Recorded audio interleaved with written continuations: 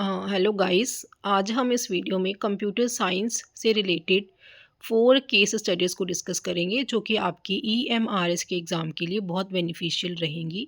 तो हमारी पहली जो केस स्टडी है वो सीएन से रिलेटेड है, कंप्यूटर नेटवर्क से रिलेटेड है।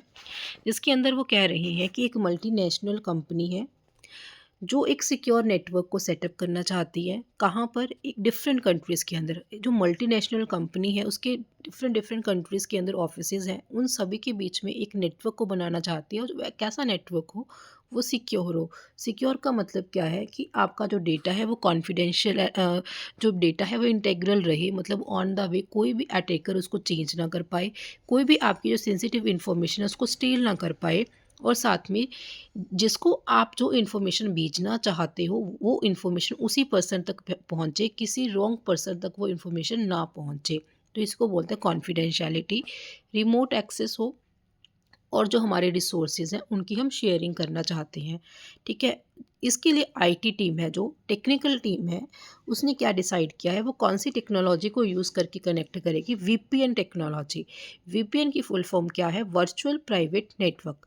जिसके अंदर जब हम वीपीएन को यूज़ करके ओवर द नेटवर्क कनेक्ट करते हैं लोगों के साथ, जो आपका आईपी एड्रेस है। आईपी एड्रेस का मतलब क्या है कि हर एक कंप्यूटर का एक एड्रेस होता है जिसके ज़रिए उसको नेटवर्क के ऊपर लोग आइडेंटिफाई करते हैं। ठीक है, जो डिवाइसेस है, नेटवर्क डिवाइसेस हैं, उसके ज़रिए उसको आइडेंटिफाई करते हैं by using the IP address. वो हर एक कंप्यूटर का अपना यूनिक रहता है। तो वीपीएन टेक्नोलॉजी उस आईपी एड्रेस को हाइड कर देती है, डिसगाइज कर देती है। ठीक है, ताकि कोई भी आपको नेटवर्क के ऊपर ढूंढ ना सके।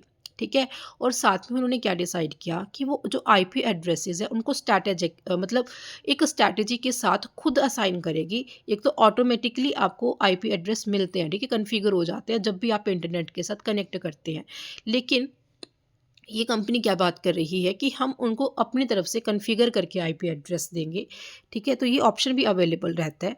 साथ में वो क्या कह रहे हैं कि हम प्रोटोकॉल्स को कौन-कौन से प्रोटोकॉल्स को यूज़ करेंगे, टीसीपी/आईपी और HTTPS, hyper text transfer protocol secure.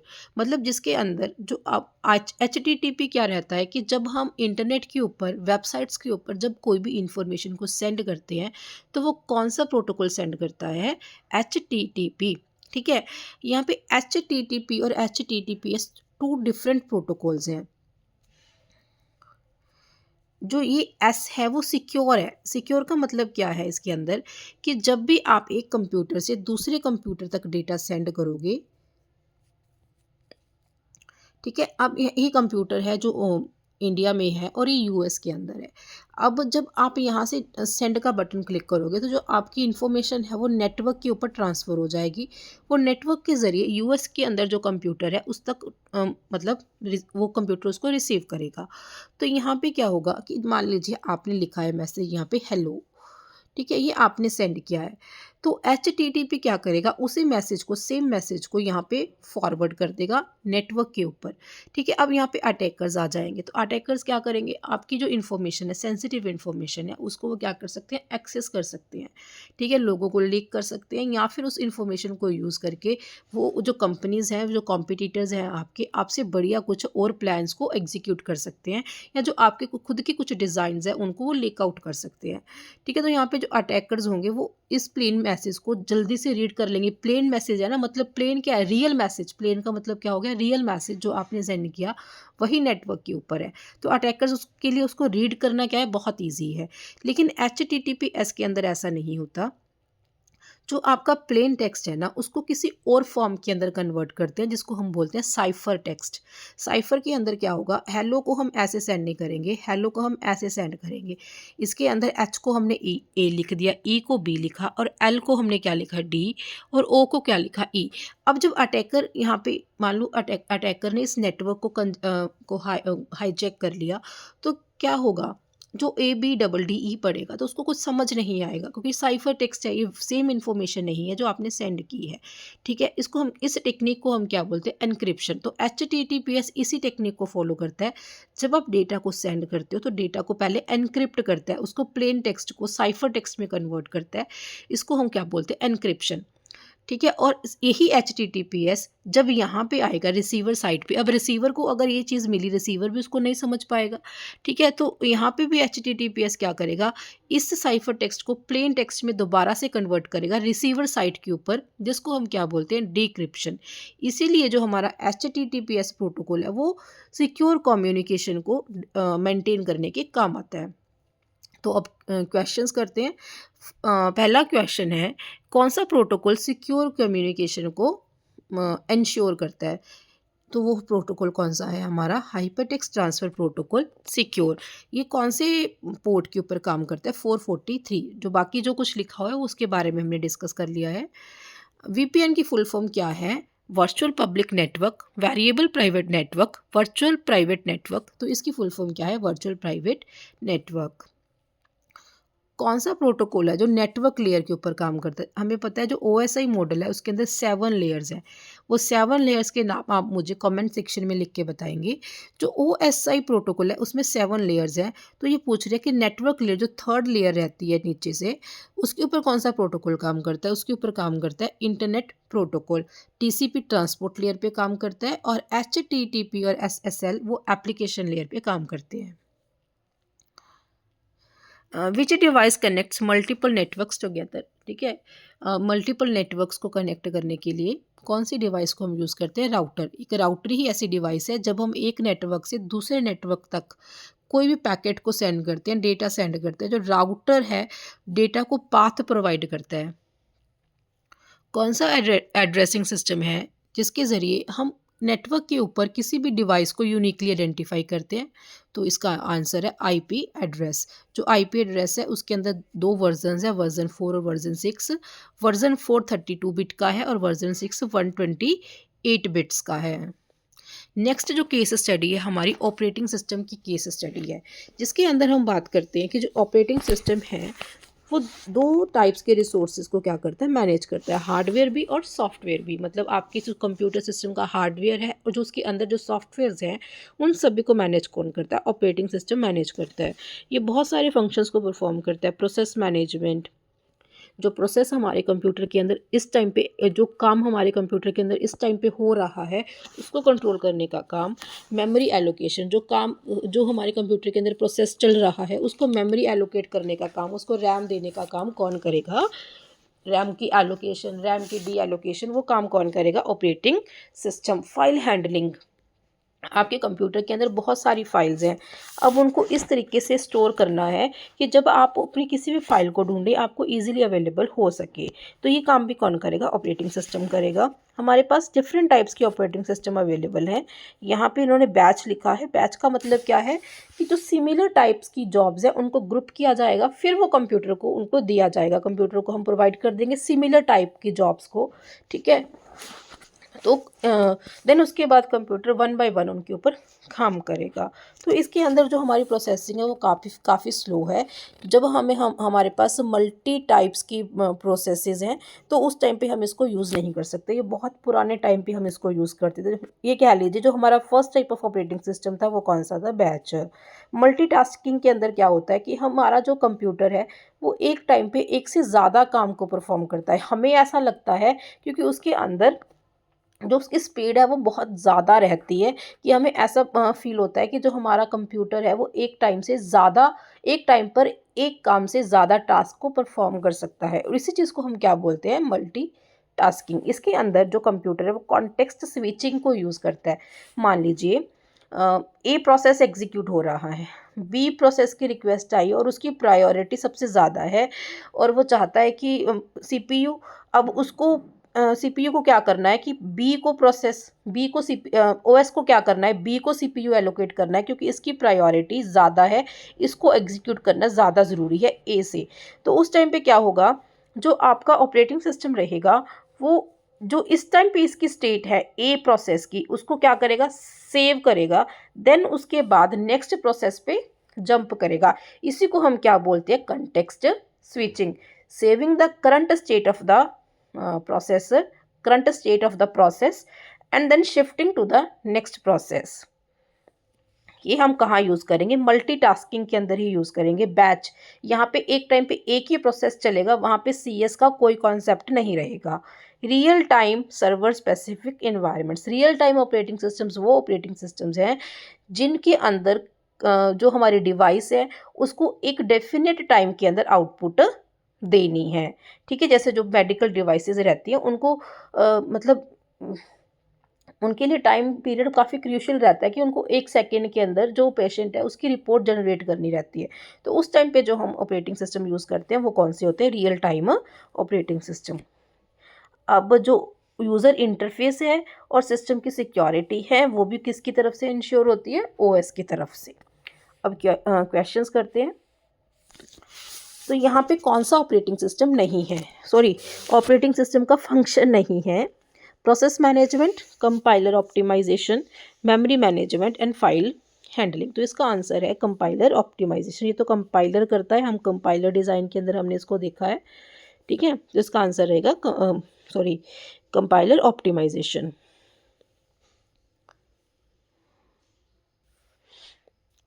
OS के अंदर कौन सा ऑपरेटिंग सिस्टम है जिसके अंदर हम एक से ज़्यादा काम एक टाइम के ऊपर कर सकते हैं, तो वो कौन सा ऑपरेटिंग सिस्टम है, multitasking operating system. Which scheduling algorithms give priority to the process with the shortest burst time. Shortest burst time का मतलब क्या है कि हमारे जो प्रोसेस है उसको कितने टाइम के लिए CPU चाहिए, उसको हम क्या बोलते हैं, बर्स्ट टाइम। ठीक है, shortest burst time scheduling algorithms क्या होते हैं, बर्स्ट टाइम के बेसिस पे, CPU टाइम के बेसिस पे प्रोसेस को सिलेक्ट करते हैं सेकेंडरी मेमोरी से मेन मेमोरी तक लेके जाने के लिए। कौन सिलेक्ट करता है, OS सिलेक्ट करता है वो भी। ठीक है, अब ये शेड्यूलिंग एल्गोरिथम बहुत डिफरेंट टाइप्स के हैं। FCFS, first come first serve, जो पहले आएगा उसी को CPU मिल जाएगा। इसके अंदर हमारे पास मेन प्रॉब्लम क्या रहती है कि मान लीजिए जो फर्स्ट प्रोसेस है उसको CPU 30 सेकेंड्स के लिए चाहिए, सेकंड को 4 सेकेंड्स के लिए और थर्ड को 5 सेकेंड्स के लिए। अब इसके अंदर क्या होगा, FCFS के अंदर जब ये इसको मेन मेमोरी में डाल देगा तो ये जो 4 सेकेंड्स और 5 सेकेंड्स के स्मॉल बस टाइम के प्रोसेसेस हैं इनको बहुत ज़्यादा टाइम वेट करनी पड़ेगी। तो यहाँ पे जो मेन इशू क्रिएट होगा वो स्टारवेशन का क्रिएट होगा। यहाँ पे छोटे प्रोसेसेस को बहुत लॉन्ग टाइम के लिए वेट करना पड़ेगा। ठीक है, तो इसलिए नेक्स्ट हमारे पास शेड्यूलिंग एल्गोरिदम है राउंड रोबिन। राउंड रोबिन के अंदर क्या होगा कि एक सर्कुलर मैनर के अंदर जो हमारे प्रोसेस हैं वो एग्जीक्यूट रहेंगे। मान लीजिए हमारा जो राउंड रोबिन के अंदर टाइम स्लॉट है वो 1 सेकेंड का है, तो पहले 1 सेकेंड के लिए फर्स्ट प्रोसेस एग्जीक्यूट होगा, then second, then third, then दोबारा से फिर इसकी टर्न आएगी फर्स्ट प्रोसेस की। ठीक है, तो यहाँ पे एक सर्कुलर फैशन के अंदर आपके जो प्रोसेसेस हैं वो एग्जीक्यूट होंगे। थर्ड है हमारे पास शॉर्टेस्ट जॉब फर्स्ट। अब ये चीज़ है, हमने यहाँ पे शॉर्टेस्ट बर्स्ट टाइम की बात करते हैं ना, तो यही जो एल्गो है इस चीज़ को अप्रूव करेगा, जिसमें जो सबसे छोटा प्रोसेस होगा, मान लीजिए कोई 4 का है, कोई 5 का है, कोई 1 सेकेंड का है, चाहे वो 4 वाला पहले ही आया है लेकिन वो उसको ऑप्ट ना करके इसको CPU अलॉट करेगा क्योंकि इसका जो बर्स्ट टाइम है वो बहुत कम है। ठीक है, तो ये कौन सा एल्गोरिदम करेगा, shortest job first. Virtual memory, virtual memory के अंदर क्या होगा, अब जो आपकी रैम है वो सेकेंडरी स्टोरेज को यूज़ करके, जो आपका CPU है, OS है, वो सेकेंडरी स्टोरेज को यूज़ करके जो आपकी रैम है उसको एक्सटेंड कर देगा, CPU की स्पीड को बढ़ा देगा, स्टोर परमानेंट डेटा, डेटा को परमानेंटली स्टोर करेगा और मैनेज करेगा नेटवर्क डिवाइसेस को। देखिए इसके अंदर क्या होगा, आपकी सेकेंडरी मेमोरी के अंदर से छोटा सा पोर्शन लिया जाएगा। ठीक है, यहाँ से हमें जो जो फाइल्स चाहिए यहाँ पूरे के पूरी सेकेंडरी मेमोरी के अंदर ढूंढने की बजाय हम उसको वहाँ यहाँ रख लेंगे जिसको हम रिसेंटली यूज़ कर रहे हैं, और हमारी रैम के अंदर इतनी स्पेस नहीं है, रैम पूरी तरह से फिल्ड है, हम तो वो कुछ फाइल्स को यहाँ रख लेंगे। आपकी जो सेकेंडरी मेमोरी है ना उसके अंदर एक छोटा सा कंपार्टमेंट बना लिया इन्होंने, वहाँ पे आपका जो डेटा आपको चाहिए फर्दर उसको यहाँ पे रखना शुरू कर दिया। अब देखिए यहाँ पे ढूंढना बहुत ज़्यादा मुश्किल है क्योंकि ये तो बहुत बड़ी है, देखिए यहाँ पे हमारे लिए उस चीज़ को ढूंढना बहुत आसान है। ठीक है, जिससे क्या होगा, आपको ये लगेगा कि आपकी जो रैम है वो एक्सटेंड हो चुकी है। आपकी जो रैम की जो मतलब रैम का साइज़ ऐसा हो लगेगा कि रैम का जो साइज़ है वो बढ़ चुका है, लेकिन एक्चुअल में ऐसा नहीं हुआ। वो एक वर्चुअल रैम का कॉन्सेप्ट है जिसके अंदर आपकी सेकेंडरी मेमोरी से एक छोटे से पार्ट को हम एज अ रैम यूज़ करेंगे।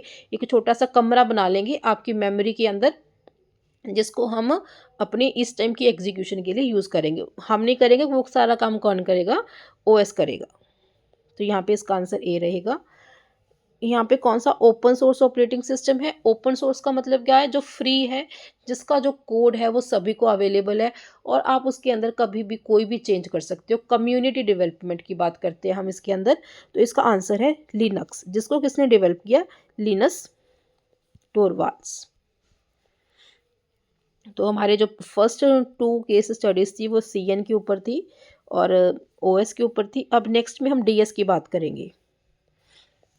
Efficient data structures organize and process data effectively. जो डेटा स्ट्रक्चर्स हैं उनके वो, डेटा स्ट्रक्चर क्या होता है एक्चुअल में? डेटा स्ट्रक्चर एक मेथड है जिसके ज़रिए हम ये इंश्योर करते हैं कि हमारी जो फाइल्स हैं एक प्रॉपर ऑर्डर के अंदर सेव हैं, ताकि जो हमें जब हमें फ्यूचर में उनकी ज़रूरत हो ना, तो हम उनको ईजिली फाइंड आउट कर सकें। एक लेमैन के अंदर अगर हम एक ईजी लैंग्वेज के अंदर आपको बताया जाए तो यही है डेटा स्ट्रक्चर। कि जैसे मान लीजिए कोई डिक्शनरी है, डिक्शनरी के अंदर मैंने क्या किया, जो वर्ड्स हैं उनको अल्फ़ाबेटिकली ऑर्डर में ना लिख के ऐसे वैसे ही लिख दिया, तो उसको ढूंढना कितना मुश्किल है। We can not find out, है ना। आपको कोई वर्ड ढूंढना है तो हो सकता है आपको वर्ड मिले ही ना, जबकि वो उसके अंदर है, और या फिर आपको ढूंढने में बहुत टाइम लग जाए। तो इसीलिए हम क्या करते हैं, उसको अल्फ़ाबेटिकल ऑर्डर में क्या करते हैं, स्टोर करते हैं, अल्फ़ाबेटिकल ऑर्डर में लिखते हैं, ताकि आपके लिए उसको ढूंढना या मेरे लिए उसको ढूंढना बहुत ज़्यादा ईज़ी हो जाए। ठीक है, तो यही एक डेटा स्ट्रक्चर है। डेटा स्ट्रक्चर भी इसी की बात करता है कि हम जो हमारी फाइल्स हैं उसको ऐसे स्टोर करें, जब फ्यूचर के अंदर हमें चाहिए हो तो हमारे पास वो ईज़िली अवेलेबल हो और उनको एफिशिएंटली हम सर्च कर सकें। ठीक है, तो इसके लिए हमारे पास बहुत सारे कॉमन स्ट्रक्चर्स हैं। कौन कौन से? Arrays, stacks, queues and linked list. ठीक है, और सर्चिंग के लिए हमारे पास बहुत सारे एल्गोरिदम्स हैं, सर्चिंग एंड सॉर्टिंग। ठीक है, सर्चिंग एंड सॉर्टिंग एल्गोरिदम्स को हम यूज़ करते हैं अ, अपने जो सिस्टम की परफॉर्मेंस का उसको ऑप्टिमाइज़ करने के लिए। अब हमारे पास बहुत सारे डेटा स्ट्रक्चर्स हैं, बहुत सारे सर्चिंग एंड सॉर्टिंग एल्गोरिदम्स हैं। हमें इस तरीके से इन इन बहुत सारे पूल ऑफ एल्गोरिदम से, पूल ऑफ डेटा स्ट्रक्चर से हमें अपने वर्क के अकॉर्डिंग ऐसे एल्गोस और ऐसे डेटा स्ट्रक्चर को चूज़ करना है कि जो आपकी जो मेमोरी यूजेज है वो भी इम्प्रूव हो सके और जो प्रोग्राम है वो अपना एफिशिएंटली काम कर सके। मेमोरी यूजेज का मतलब क्या होगा कि हमें कोई ऐसा एल्गो चूज़ करना है, ऐसा डेटा स्ट्रक्चर चूज़ करना है कि हमारा जो कंप्यूटर सिस्टम है उसकी मेमोरी कम से कम यूज़ हो सके। ठीक है, कम से कम यूज़ हो सके उस टेक्निक को परफॉर्म करने में, और हमारा जो काम है वो पूरी तरह से एफिशिएंटली परफॉर्म हो सके। ठीक है, तो फर्स्ट क्वेश्चन है इसके अंदर, कौन सा डेटा स्ट्रक्चर लीफो के प्रिंसिपल पे काम करता है? लीफो का प्रिंसिपल क्या होगा? जो सबसे लास्ट में मैंने यहाँ पे रखा, ठीक है, लास्ट इन, यहाँ पे मैंने लास्ट में लिखा कुछ, ठीक है, और सबसे पहले मैंने इसी को उठाया, last in first out, last in first out. तो इस स्ट्रक्चर को हम क्या बोलते हैं? स्टैक। जैसे बुक्स का स्ट्रक्चर, बुक्स क्या है? स्टैक है। हमने बहुत सारी बुक्स को एक दूसरे के ऊपर रखा हुआ है, सबसे पहले हम कौन सी बुक उठाएंगे? सबसे ऊपर वाली। ठीक है, तो वो स्टैक है। Which sorting algorithm is fastest on average? तो इसका आंसर रहेगा quick sort. In binary search the data must be, binary search के अंदर आपका डेटा पूरी तरह से सॉर्टेड होना चाहिए, चाहे असेंडिंग हो चाहे डिसेंडेड हो, डिसेंडिंग ऑर्डर में हो चाहे असेंडिंग ऑर्डर में हो, डेटा आपका सॉर्टेड होना चाहिए। ठीक है, क्योंकि इसके अंदर जो आपकी सर्च है वो मिड एलिमेंट से स्टार्ट होगी। मान लीजिए मुझे 1 सर्च करना है तो पहले वो मिड एलिमेंट में जाएगा, तो यहाँ से देखेगा आपको ये एलिमेंट सर्च करना है, यहाँ पे देखेगा n इज ग्रेटर देन के, n इज ग्रेटर देन के, तो मतलब अगर n ग्रेटर देन के है या फिर k is less than n, तो वो जो लिस्ट है उसके कौन से पार्ट में ट्रांसफ़र करेगा? लेफ्ट पार्ट में ट्रांसफ़र करेगा। लेफ्ट पार्ट में जब ट्रांसफ़र करेगा तो जो लिस्ट रहेगी ना, आगे उसका भी मिड निकाला जाएगा, ठीक है। उसका मिड निकालने के बाद मान लीजिए यहाँ पे 0 लिखा है, ठीक है, तो उसका मिड निकाला जाएगा। जब उसका मिड निकाला जाएगा तो यहाँ पे हमारा जो कर्सर आ जाएगा, यहाँ पे हमारा पॉइंटर आएगा। जब यहाँ पे हमारा पॉइंटर आएगा तो यहाँ पे पता चलेगा n is equal to k, तो यहाँ पे हमारी जो बाइनरी सर्च है पूरी तरह से परफॉर्म होगी, हमें हमारा एलिमेंट मिल गया। और यहाँ पे जो हमारे पास लोकेशन आ जाएगी वो क्या आ जाएगी, a इज इक्वल टू 1, तो यहाँ पे लोकेशन को वो रिटर्न कर देगा, यहाँ पे वो 1 फाइंड आउट किया उसने। तो यहाँ पे इसका आंसर रहेगा sorted. Which data structure is best suited for BFS traversal, BFS breath first search traversal के अंदर हम कौन सा डेटा स्ट्रक्चर यूज़ करते हैं, क्यू। जो हमने नोड विजिट कर लिया ना, उसको रिकॉर्ड करने के लिए हम क्यू का यूज़ करते हैं। मान लीजिए मैंने ए विजिट कर लिया तो यहाँ पे ए आ जाएगा, बी विजिट किया तो यहाँ पे बी लिख दिया, साथ में सी तो सी।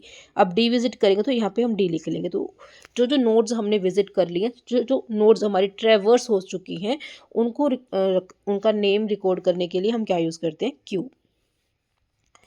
Non linear data structure, non linear data structure हमारे पास क्या है, ट्री। नेक्स्ट जो हमारी केस स्टडी है वो कौन सी है, financial trading platform. Trading platform, यहाँ पे हम चीज़ों को बाय करते हैं और सेल करते हैं। एक ऐसा प्लेटफॉर्म, यहाँ पे हम चीज़ों को बाय करते हैं और सेल करते हैं, स्टॉक्स को सेंड करते हैं, बाय करते हैं रियल टाइम के अंदर।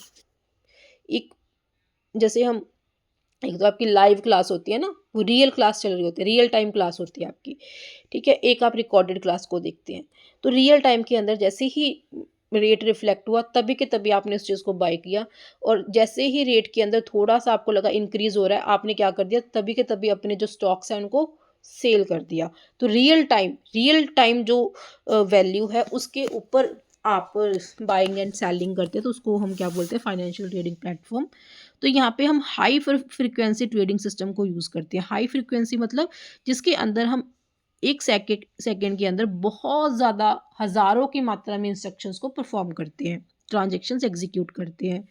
इसके अंदर हम बहुत सारे एल्गोरिदम्स को यूज़ करते हैं, ठीक है, ताकि जो मार्केट के अंदर डेटा है, जो बाय सेल के डिसीजंस है, हम उनको एनालाइज कर सकें। मतलब मार्केट के अंदर जैसे फॉर एग्जांपल आप अमेज़न यूज़ करते हैं, आपने ना ब्रेड खरीदे, आप ब्रेड देख रहे हैं, ठीक है। आपको ब्रेड के साथ साथ जो उनका सिस्टम है वो आपको मिल्क को भी सजेस्ट कर देगा, ठीक है, क्योंकि उसने हिस्टोरिकल डेटा के अंदर हिस्टोरिकली उसने ये ट्रांजेक्शन्स को देखा है सिस्टम ने, जिसके अंदर उसको लगता है कि जब कोई भी यूज़र ब्रेड को खरीदता है ना, तो साथ में मिल्क को भी साथ में लेता है। अगर कोई भी यूज़र लैपटॉप खरीदेगा ना, तो लैपटॉप बैग साथ में लेगा। जब उसने इस सारी चीज़ों को एनालाइज़ किया, तो वो रिफ्लेक्ट करेगा मतलब अगर अगर अब कोई भी यूज़र लैपटॉप लेने आएगा ना, तो उसको वो साथ में बैग का कॉम्बो भी दिखा देगा कि आप लैपटॉप के साथ बैग भी खरीद सकते हैं, ठीक है। तो ये चीज़ है कि वो जो मार्केट के अंदर डेटा चल रहा है उसको एनालाइज करेगा, देन उसके बाद बाई और सेल के जो बाइंग और सेलिंग के डिसीजंस हैं उनको लेगा। क्योंकि मेन मोटो क्या है, हम तो क्या करना चाहते हैं, चीज़ों को बेचना चाहते हैं, ठीक है। यहाँ स्टॉक मार्केट है, हम खरीदना भी चाहते हैं स्टॉक्स को, तो उसके अकॉर्डिंग वो डिसीजन लेगा कि हिस्टोरिकली ये वाला जो हमारा स्टॉक है, इसकी वैल्यू इस टाइम पे बहुत बढ़ गई थी, तो हमें क्या करना चाहिए, इसको इस टाइम पे खरीद लेना चाहिए ताकि हम प्रॉफिट कमा सकें। Stock prices, volumes and trades is streamed in real time to the platform. अब जितने भी कितने स्टॉक्स अवेलेबल हैं, कितना उसका प्राइस है, कितने हमने सेल कर दिए हैं, हमारे पास कितने टोटल स्टॉक्स हैं, ये सारी की सारी वैल्यू रियल टाइम के अंदर रिफ्लेक्ट होंगी। जैसे ही मान लीजिए आपके पास 500 स्टॉक थे, आपने 100 सेल कर दिए, अब आपके पास कितने रह गए, 400। अभी इस ट्रेडिंग प्लेटफॉर्म का काम है कि वो तभी की तभी उसको रिफ्लेक्ट कर दे 500 से 400, ठीक है। अगर मान लीजिए आप इसने रिफ्लेक्ट करने में 10 सेकंड भी लगा दिए और किसी ने आपको बोल दिया कि मुझे आप 500 ट्रेडिंग ये स्टॉक्स दे दो, तो आप कहाँ से अवेलेबल करवाओगे, आपके पास तो अवेलेबल है ही नहीं। तो इसलिए इसका काम क्या है कि एट ए टाइम, एक सेकेंड के अंदर, मिली सेकेंड के अंदर जो चेंजेस हो रही हैं सब रिफ्लेक्ट करे, ठीक है। तो वैसे देखिए हम सारे कंप्यूटर साइंस के स्टूडेंट्स हैं, हमें इन चीज़ों का पता नहीं है, लेकिन still I tried my best कि आपको समझ आ जाए। The platform's ability to execute thousands of transactions per second, ये किसका फीचर है, अभी हमने बोला हाई फ्रिक्वेंसी ट्रेडिंग का। The algorithm that analyze market data and make decisions are a form of, ठीक है, एल्गोरिदमिक ट्रेडिंग। हम क्यों करेंगे एनालाइज करेंगे मार्केट डेटा को? क्योंकि हमें अपनी जो ट्रेड है उसको इंक्रीज़ करना है। हमने हमारे जो एल्गोरिदम है ना, जो हमारा एल्गोरिदम काम करता है, उसको ज़्यादा से ज़्यादा इन्फॉर्मेशन देनी है ताकि जो डिसीजंस है वो बेस्ट ले सके। Continuous flow of real time market data. Continuous, अगर कंटिन्यूअस फ्लो हो रहा है ना किसी चीज़ का, तो उसको हम क्या बोलते हैं? Data stream. जैसे जब लाइव मीटिंग्स चलती हैं, लाइव वीडियोस चलती हैं यूट्यूब के ऊपर, तो वो डेटा स्ट्रीम को ही यूज़ करती हैं कि एट ए टाइम आपके पास डेटा डिलीवर होता रहता है। What is the main reason for platforms need for extremely low latency? Low latency का मतलब क्या है कि जो हमारा जो सिस्टम है वो चेंजेस को 1 सेकेंड के अंदर, 1 मिली सेकेंड के अंदर अडॉप्ट करे, बिल्कुल भी वो लेट ना हो। ठीक है, हम ऐसा क्यों चाहते हैं? क्योंकि हम चाहते हैं कि जो हमारी ट्रेड्स हैं, जो हम बाय एंड सेल करना चाहते हैं चीज़ों को, बेस्ट पॉसिबल प्राइस के ऊपर कर सकें। ठीक है, अब मान लीजिए किसी स्टॉक का जो प्राइस है 50 हुआ था और उसके बाद अब 60 हो गया। ठीक है, 50 को सिस्टम ने रिफ्लेक्ट ही नहीं किया, तो यहाँ पे जिन लोगों ने बाय करना था उनका तो हो गया ना नुकसान। ठीक है, तो हम ये नहीं चाहते। हम चाहते हैं कि जो हमारे ट्रेडर्स हैं वो जो अपनी ट्रेड्स हैं उनके ट्रांजेक्शन से बेस्ट बेस्ट पॉसिबल प्राइस के ऊपर वो उसको परफॉर्म कर सके। जो डेटाबेस है एक हिस्टोरिकल स्टॉक प्राइस को रीड करता है। जो डेटाबेसेस है ना, उनके पास बहुत पुराना डेटा भी पड़ा रहता है। वो ऐसा क्यों करते हैं? वो पुराने डेटा को अपने पास क्यों रखते हैं? ठीक है, ताकि हम क्या कर सके, पुराने जो फीचर्स हैं उनको रीड करके उनको नई टेक्निक्स के साथ इम्प्लीमेंट कर सके, जिसको क्या बोलते हैं? Back testing trading strategies. Historically data को रीड करके उसके अंदर कुछ पैटर्न्स को आइडेंटिफाई कर सके, करके हम जो रिसेंट हमारी कंडीशंस है, रिसेंट ट्रांजेक्शन्स हैं, उसके अंदर कुछ इम्प्रूवमेंट ला सके। इसीलिए हम हिस्टोरिकल डेटा को रीड करेंगे ना। ठीक है, तो ये थी हमारी आज की क्लास, जिसके अंदर हमने 20 क्वेश्चंस को डिस्कस किया। 4 केस स्टडीज़ थी। मैंने कोशिश की कि आपको मैं एक्स्ट्रा इन्फॉर्मेशन भी दूँ। ठीक है, अगर आपको वीडियो अच्छी लगी तो प्लीज़ कमेंट सेक्शन के अंदर बताइए, अपने फ्रेंड्स के साथ शेयर कीजिए और चैनल को सब्सक्राइब कीजिए और वीडियो को लाइक एंड शेयर ज़रूर कीजिए। Thank you, bye bye.